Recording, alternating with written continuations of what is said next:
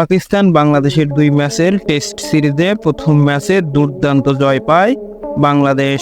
প্রথম টেস্ট ম্যাচে বাংলাদেশের বোলিং, ফিল্ডিং এবং ব্যাটিং ছিলেন এক কথায় অসাধারণ। প্রথম টেস্ট ম্যাচ পাকিস্তানের সাথে 10 উইকেটে জেতার পর টাইগাররা ছিলেন ফুরফুরে মেজাজে। প্রথম টেস্টের বিশাল জয় নিয়ে আত্মবিশ্বাসের সাথে দ্বিতীয় টেস্ট খেলতে নামে বাংলাদেশ।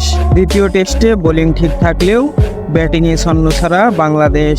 পাকিস্তানি বোলারদের সামনে দাঁড়াতেই পারছে না টাইগার ব্যাটিং ইউনিট। এর আগে দ্বিতীয় টেস্টের প্রথম দিন বৃষ্টির কারণে খেলা ছিল বন্ধ, তাই খেলা করায় দ্বিতীয় দিনে। ম্যাচ হয় 4 দিনে।